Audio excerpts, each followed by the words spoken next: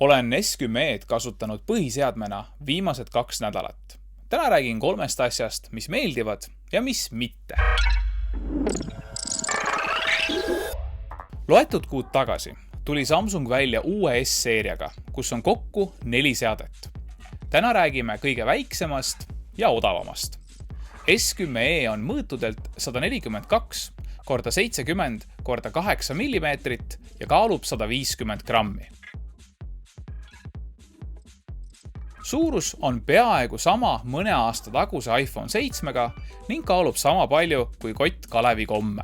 Materjalidena kasutatakse klaasi ja metalli ning esindatud on kõik premium-seadme omadused nagu juhtmevaba laadimine, IP68 sertifikaat, HDR10+ toega AMOLED-ekraan ja nii edasi. Erinevalt suurtest vendadest ei keera ekraani küljed end ümber kere ja näpuhälje sensor pole ekraani sees, vaid küljel. Tehnilise asjaga oleme ühel pool ning välja toonud ka põhilised erinevused suurte vendadega. Millised 3 asja mulle meeldivad? Esimene on seadme ergonoomika ehk kuidas teda on kasutada ja käes hoida. Tänaseks on kõik premium-seadmed muutunud lumelabidateks ja kui sa just korvpallur pole, siis ühe käega kasutamine on välistatud. S10e on tänaste standardite põhjal väike seade, ehk mööda linna ringi joostes saab kasutada kenasti ühe käega ning ekraan on piisavalt suur, et uudiseid lugeda või sotsmeediumeid hallata.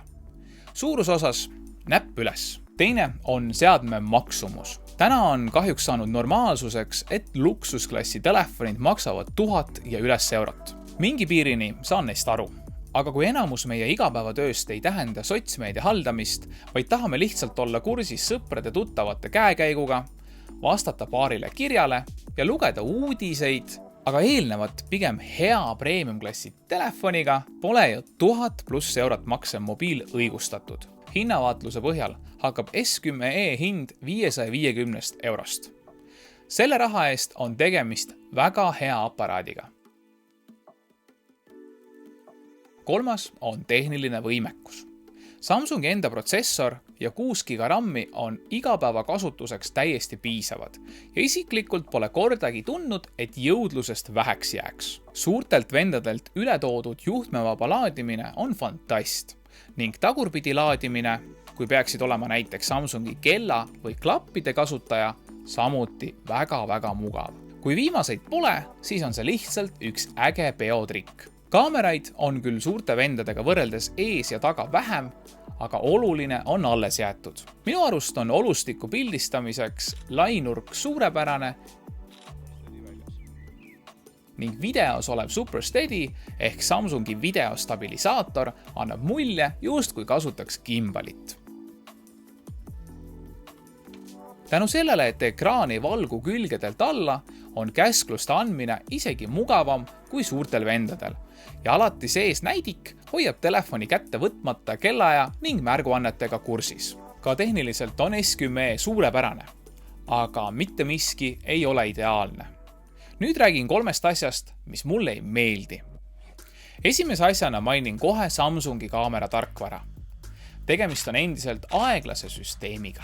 Päästikule vajutades on väga nõme nihe sees enne kui pilt salvestatakse. Üldmulje või looduse pildistamisel pole see teab mis häiriv, aga kui tahad momenti püüda, näiteks oma lemmiklooma midagi kihvti tegemas või last võidujooksu võitmas, jääb see päästik aeglaseks. Samamoodi on automaatselt peal olev HDR väga agressiivne. Hunnik režiime nagu Instagram, toit, videoaeglusti ja supervideoaeglusti. No kuulge, neid ei ole siia vaja. Libapoke ehk protsessitud udune taust on midagi, millest ma ei taha üldse rääkida. Samamoodi pole sellel konkreetsel masinal siiani öörežiimi. Sest et see on režiim, mida ma tegelikult kasutaksin. Samsung, vähem läbu, tehke päästik korda ja andke mulle mu öörežiim.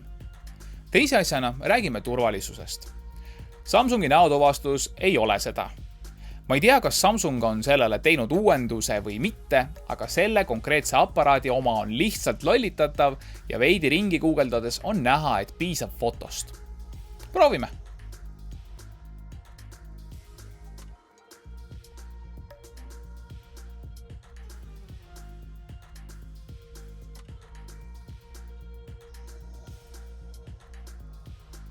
Nojah, kas vahepeal on tehtud mõni turvauuendus ja viga ära parandatud, pole aimugi, sest et see konkreetne masin uuendust ei paku. Nii et hetkel on soovitatav näotuvastus välja lülitada ja kasutada sõrmejäljelugerit. Kolmas kitsaskoht on aku eluiga. Tegemist muidugi subjektiivse asjaga. 3100 mAh akust sain ekraani aega umbes 3 tundi ja väga aktiivsetel päevadel tundsin, et veidi jääb väheks. Juhul kui sinu ekraani aeg on siiani olnud rohkem, siis vaata mõnd teist seadet. No nii, 3 põhjust, miks ta mulle meeldis ja 3, mis vajavad tähelepanu. Kas S10e võiks sulle sobida? Juhul kui otsid asjalikku premium-seadet, mis oleks käepärane, hästi kokku pandud ja omaks kõiki tänapäevaseid kellasid ja vilesid ning ei hooli kurvikast kuvarist ja sõrmejäljelugerist ekraani sees, siis S10e on väga hea valik, eriti selle hinna eest. Juhul kui aga tunned, et see 5,8-tolline ekraan on liialt väike, umbes 3 tundi ekraani aega vähe ja vajad pildi tegemiseks kiirust ning teleobjektiivi, vaata samas hinnaklassis olevat Mate 20 Prod. Mulle isiklikult S10e sobib ja teeb pea kõiki asju, mida korralikult lipulaevalt soovin. Inimeste soovid on erinevad ja siinkohal kutsun sind üles arutelule. Jätame hinna kõrvale. Mis teeb sinu jaoks telefoni ideaalseks? Jäta oma arvamus alla kommentaaridesse.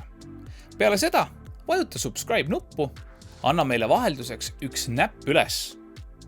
Tänan sind siiralt, et oma aega meile pühendasid.